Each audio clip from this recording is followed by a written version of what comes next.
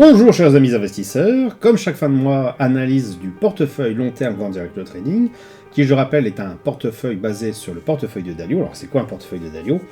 Eh bien donc c'est une répartition comme ce qui apparaît à l'écran, donc 30% du capital en actions, 55% du capital en obligations à peu près à part égale entre les obligations long terme et les court terme moyen terme, et le reste en matières premières, à moitié entre l'or et les matières premières, on va dire en dehors de l'or, les matières premières industrielles.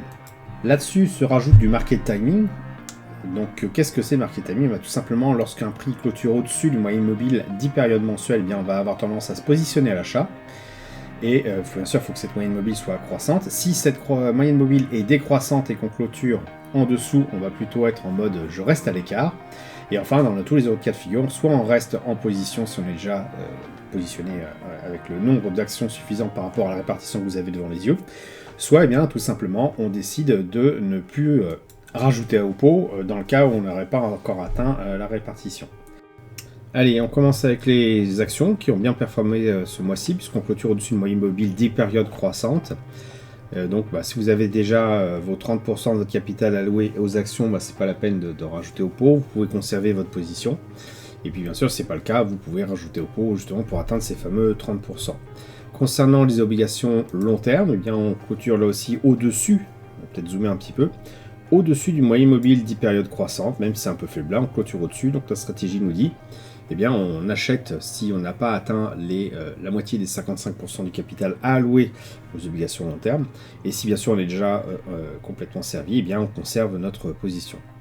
Concernant les obligations court terme, moyen terme, je rappelle avec le MTD qui remplace l'ancien qu'on suivait depuis un petit moment, eh bien, c'est 73 en l'occurrence, eh bien, on constate qu'on clôture au-dessus de la moyenne mobile 10 périodes croissantes. Donc là encore, on conserve sa position si on n'a pas atteint la moitié des 55% du capital, et puis bien sûr, si c'est déjà atteint, on conserve bien sûr la position.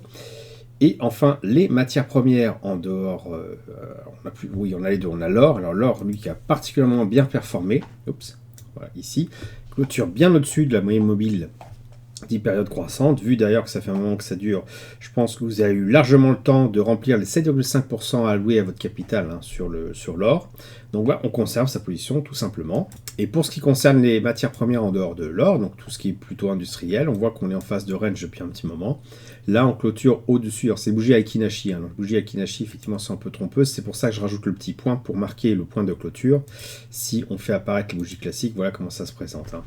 Donc ce qu'on voit, c'est qu'on clôture au-dessus du moyenne mobile 10 périodes croissantes. À partir de là, comme pour le reste, on garde sa position ouverte. Alors, je pense que effectivement, vu les quelques bougies qu'il y a eu au-dessus de la moyenne mobile 10 périodes croissantes, on a eu largement le temps, je pense, de remplir les 7,5% alloués au capital en matière première en dehors de l'or. Si ce n'est pas le cas, bien sûr, vous pouvez rajouter au pot pour viser cet objectif de 7,5%. Donc on voit finalement que tout est assez bien positionné en hausse, même si on a de la stagnation notamment pour les obligations, court terme, moyen terme, long terme, plutôt long terme d'ailleurs, et pour les matières premières en dehors de l'or. Pour le reste, ça performe relativement bien.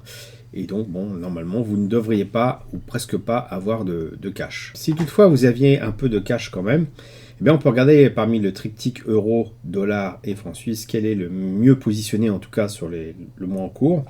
On voit sur cette courbe de l'euro-franc suisse que c'est plutôt le franc suisse qui a la main sur l'euro, l'euro se cassant la figure par rapport à lui. Et quand on regarde l'euro par rapport à l'USD, on voit que l'USD est en moins bonne posture que l'euro. Donc finalement, tiercé gagnant, c'est plutôt franc suisse, euro et dollar en dernière position. Ce qui veut dire que conserver sa position en franc suisse, qui est d'ailleurs le cas depuis un petit moment, est tout à fait approprié pour conserver une certaine somme de liquidité si vous ne souhaitez pas, ou ne pouvez pas encore, les placer pour atteindre la fameuse répartition du portefeuille long terme, grandir avec le trading. Voilà, j'espère que vous avez apprécié cette vidéo. Si c'est le cas, merci de laisser un pouce pour m'encourager à continuer. Abonnez-vous à la chaîne YouTube pour ne rater aucune nouvelle publication. Je vous dis merci, et à bientôt sur le blog.